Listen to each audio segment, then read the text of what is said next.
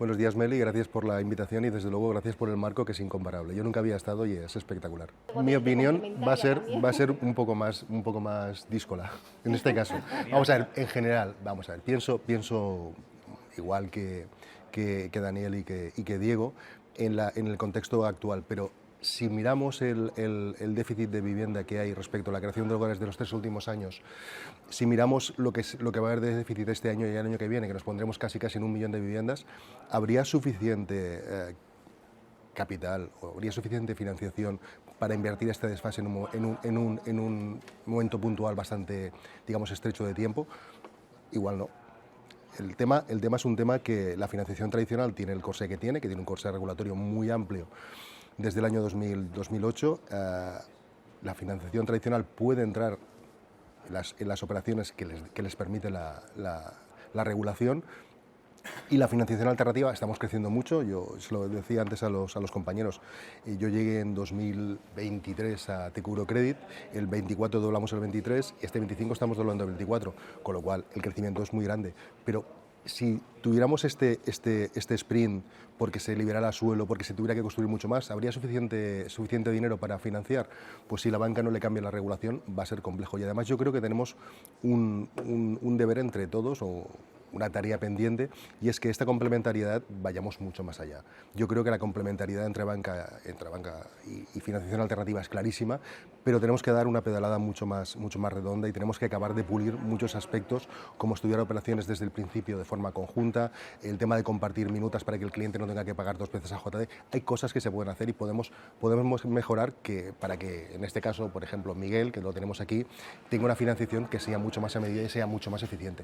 De todas maneras, Diego, está bien que lo digas, porque nosotros también somos un grupo bastante mixto, y tenemos una rama promotora muy importante, con lo cual nos viene muy bien, sobre todo porque muchas veces en el comité de riesgos, y si ves las operaciones solamente desde el punto de vista financiero, tienes una visión y un rigor por la experiencia y por los años pasados, por haber pasado una crisis muy importante, que está muy bien, pero tener el contrapunto de la posibilidad del análisis desde un punto de vista empresarial te da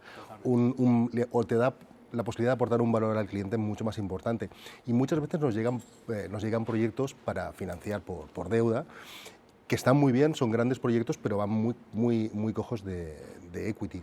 Y un proyecto que va corto de equity, sus posibilidades de desestabilización son muy altas. Con lo cual, a veces, con promotores con los cuales trabajamos en deuda de forma recurrente y tenemos buena relación, sí que entramos de una forma mixta, tanto en equity como en deuda. De hecho, nuestra rama promotora en los próximos 2 años creo que tenemos proyectos en curso por 390 millones de euros de precio de ventas, con lo cual estamos creciendo también mucho en la rama promotora. Con lo cual, tener este doble encaje sí que es cierto que nos da esa posibilidad de aportar valor a proyectos que sin una aportación mayor de equity podrían caerse en un momento dado. Daniel. Es que en términos macroeconómicos estamos justo a las antípodas de 2005, 2006, 2007, donde se construían 3 veces más viviendas respecto a la creación de hogares. Era una burbuja clarísima. Ahora tenemos una crisis de oferta, y ese es el gran problema. Y las compraventas, que se hacen con fondos propios. O sea, los datos son demoledores.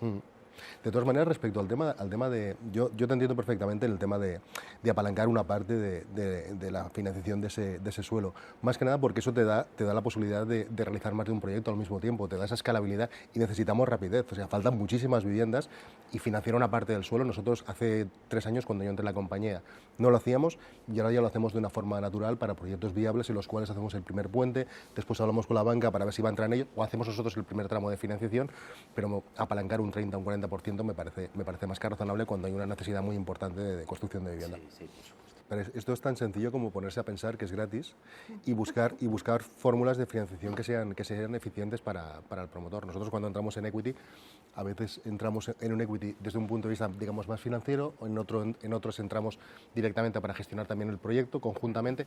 Es cuestión de hacer el proyecto a medida, es cuestión de buscar fórmulas que aporten valor al promotor y al proyecto. Tan sencillo como eso. Al final es un tema, como decía Daniel, se están produciendo cambios sociales, se está moviendo la población hacia otros países. La Comunidad de Madrid 120.000, a nivel estatal pues unos 350.000, 400.000 cada año. Y también estas formas de living, o sea, no son la solución a un problema muy complejo, pero sí que es cierto que hay una parte de la población que quiere flexibilidad, que quiere comunidad y que quiere servicios. Y esto en los proyectos de living se cumple. O sea, si piensas en una persona extranjera que viene a hacer un proyecto empresarial o laboral a España, 12, 15, 18 meses, 9 meses, es mucho más sencillo irse a un co-living. Nosotros sí que hemos financiado varios co-living. Hay un problema muy grave en financiación, sobre todo en el tema de senior living, que es un tema más complejo, que aquí la financiación tradicional, hasta que no haya un track record claro, va a ser complicado. Yo creo que tiene mucho sentido, sobre todo enfocado a sector no residente en zona de costa, puede tener mucho sentido, pero sí que es cierto que aquí falta un track record muy importante y aquí la financiación alternativa tiene que dar el primer paso, analizando muy bien los proyectos, analizando muy bien los sponsors.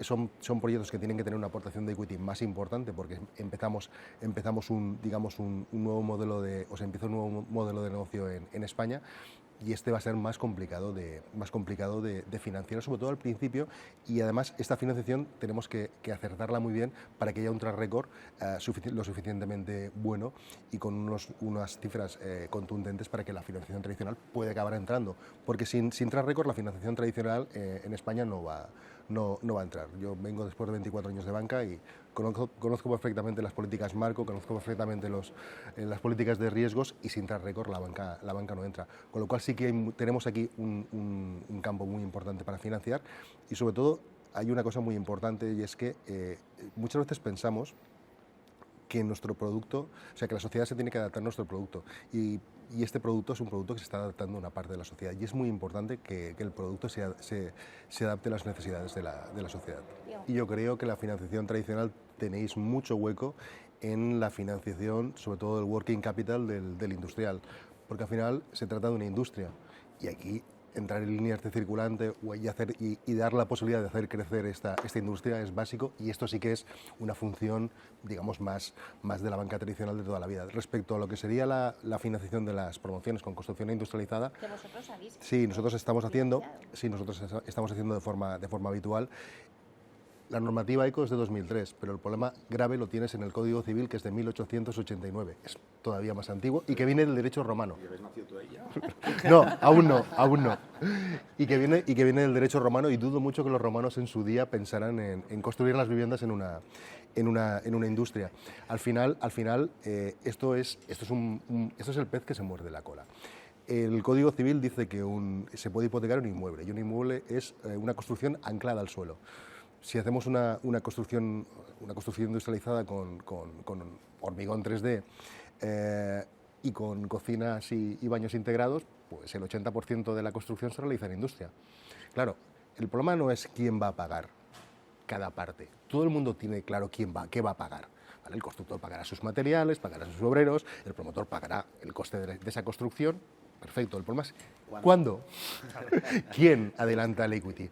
Ese es el problema, y el problema es muy grave, porque si este equity lo pone ¿Qué garantías? no, pero esto ahora te lo digo. Pero si el problema es que el industrial pone ese equity necesario o financia esa parte, va a poder escalar hasta el límite de su working capital, propio o ajeno.